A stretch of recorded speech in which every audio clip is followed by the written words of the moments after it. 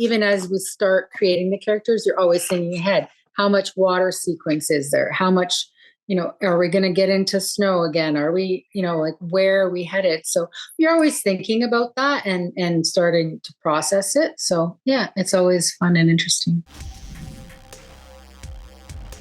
I have one question that's just because we're kind of speaking on the occasion of the Emmy nomination, right? So like, right. Congratulations on that. Thank you.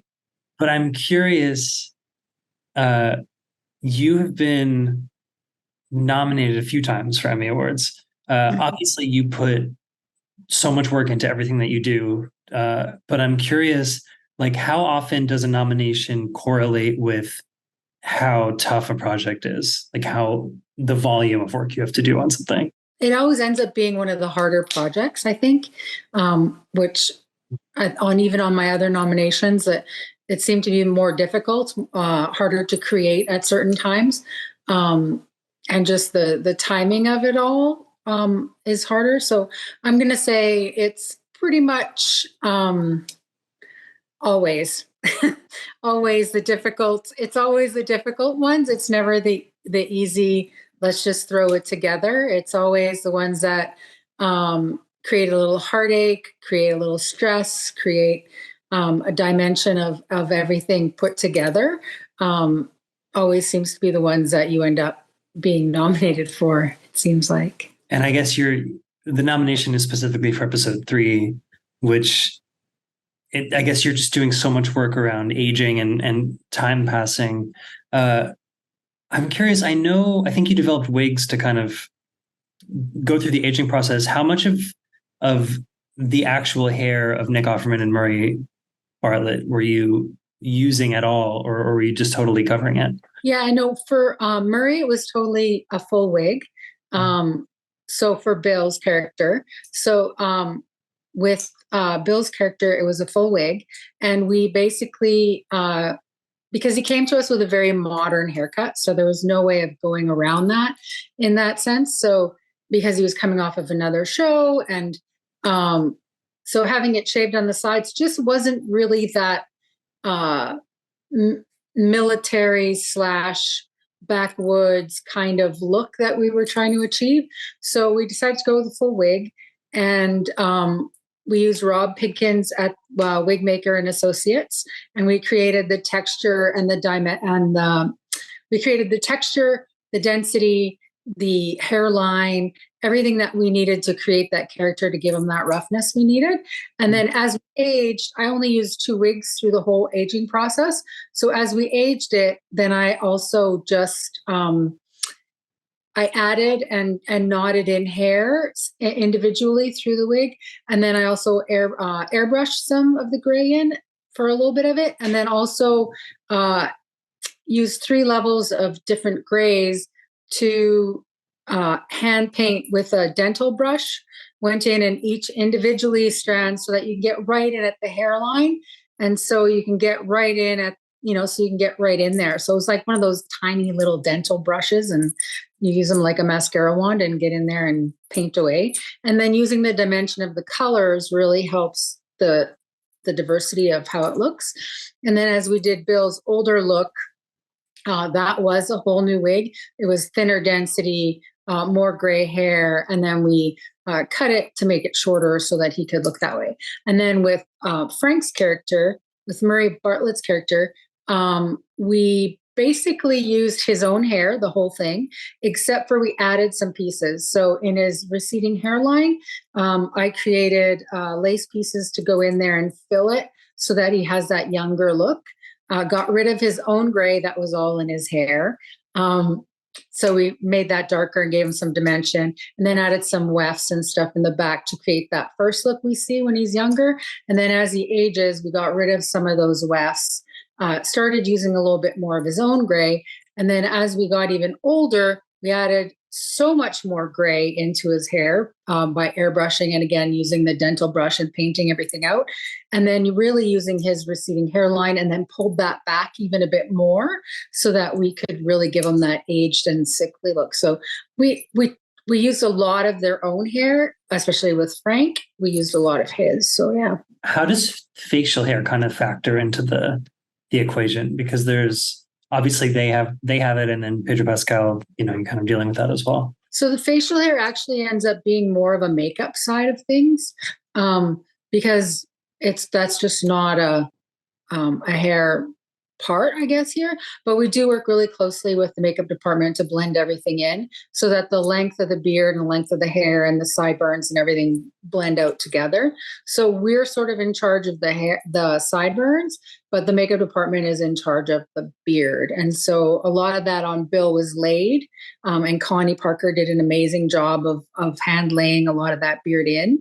And also Rob Pinkins also made the base beard, and then she laid a whole bunch of hair on top. And then as he progressed through the ages, she also brought forward more gray and pulled it through and went through that way. And the same with for Frank, the same thing. So they sort of used his own beard that he already had and then built upon that to go about it. So yeah, I have some things about the show in general, but I'm curious. Like, there are a lot of different groups or factions, I guess, in this, from like Fireflies to Tommy's people to Bill and Frank to the cannibals, like all of this stuff.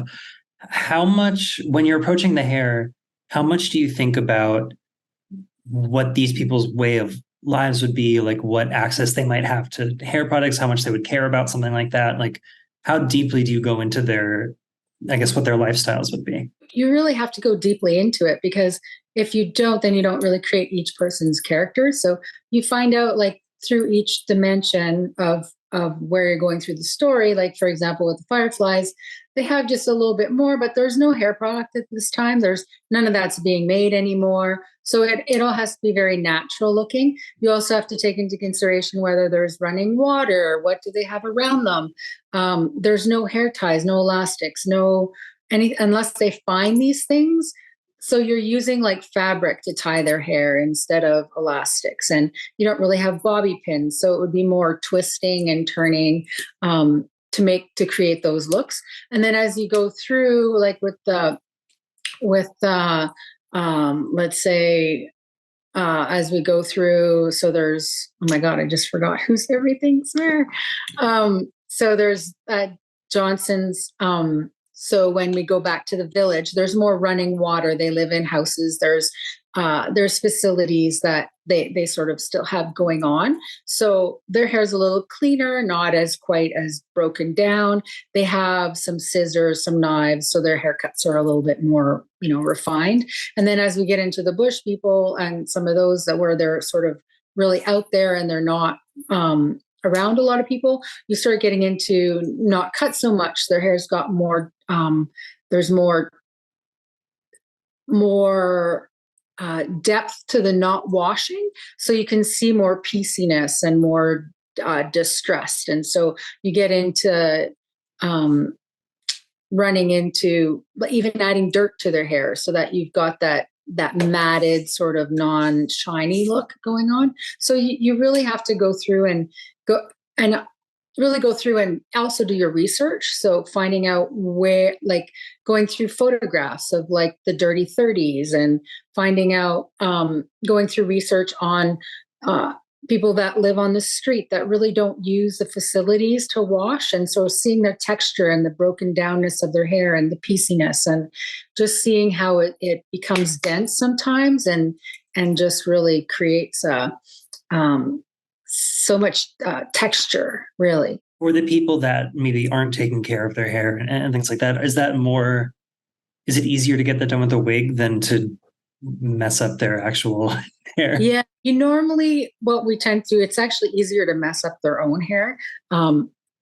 The reason for that is especially if they don't have, we really made sure we went through all the background and everybody to make sure they didn't have fresh hair colors. They didn't have highlights, for example, unless it looked sun-kissed, right? Because that was doable. But they didn't have hair colors so they didn't have regrowth. They didn't have like rooted gray hair and then dark hair. So we went through, and it was a lot easier to actually put, we actually used a lot of deep conditioning masks and then used a lot of clean dirt. So added dirt into it and then sort of gave you the dimension that you needed. And the deep hair conditioning they loved, because when they got home, they got to rinse out their hair, and they've had like a treatment in their hair all day. So it was great.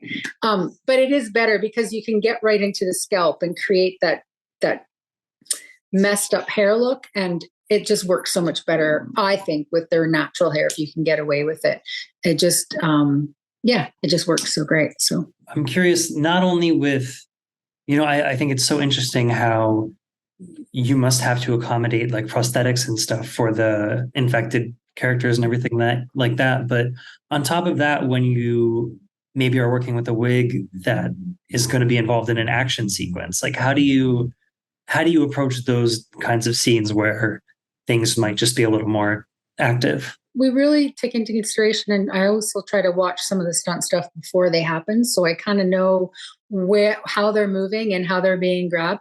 A lot of the infected were actually they went in full head on, and so that was always something to pay attention to, and make sure that your pieces and your hair that you were laying was put in the right. Put in with enough product and enough placement to find out that it would stay in there. So what happened is a lot of the heavy mushroom pieces would fall back. So the base work that we did was really important, creating that base and a lot of tension and depth underneath. And then when they laid the prosthetic pieces on top, and then we laid our hair in, we just made sure that everything was put in the right direction, so that if not always placing forward, sometimes placing backwards, depending on their movement. And so it would just be a whole bunch of reconsidering. And sometimes you actually do have to fix it after they've done their stunt, because things don't always stay. If you've got a rain sequence, or someone's really, the heavy piece of the prosthetic has fall forward, so you grab your pins and you get in there, and your base work is really what you need to do to keep everything hold in place. So yeah. I'm curious, like how much input do actors generally have, or are there any actors on the show that were a little more specific with their hair, or knew what they wanted or didn't want? I know that with Merle, with Marlene's character, she really had a hard time with adding the gray to her hair, because she's not used to having that and the density and texture of her hair.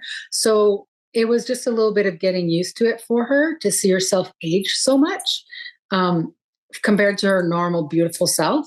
And so when we created her look, it was a little bit of oh, wow, this is so real and so dramatic for her. And so that was really interesting. She didn't really, it's not that she didn't like it. It's just that it was such a change, right? It's such a, like her natural texture to the texture when we put the wig on, and the density and the type of curl, and then adding the gray in there just really brought her to a reality of what the character was. So it was really cool to see her, even though she's been that character for all these years through the game, this really brought it forward for her. And she was almost in tears because she could really feel everything. It was really neat to see her, especially since she was in the game, and then in the movie she's playing the same character. So it's really amazing to see that brought forward. And as for the rest of them, they're all really, there was no specific this is what I want. I know that for Bella, we cut off all of her hair because her hair was way past her waist. So we took off a lot of hair, and it was just finding the right style. She was super excited to cut it all off because she's never had short hair before, or shorter hair before. Yeah. So yeah, it was pretty amazing to see her joy about how light and free she was going to be. I mean, obviously things are kind of on a pause right now in the industry, but as you were working on this, how much were you thinking ahead? Because I know there's, at least in the games, between part 1 and part 2, there's a time jump. So were you already were the wheels turning on how to maybe age everyone further whenever you get the chance to revisit this? There's always that thought in your head that you're like, how do I get to do that? How do I play it forward?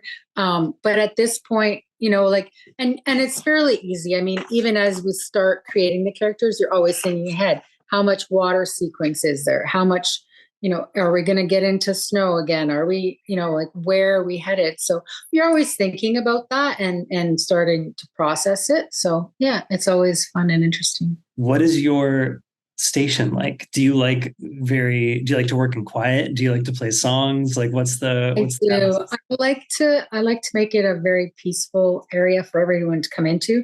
I'm always told that when they come into the trailer, it's kind of like a Zen quiet sort of space.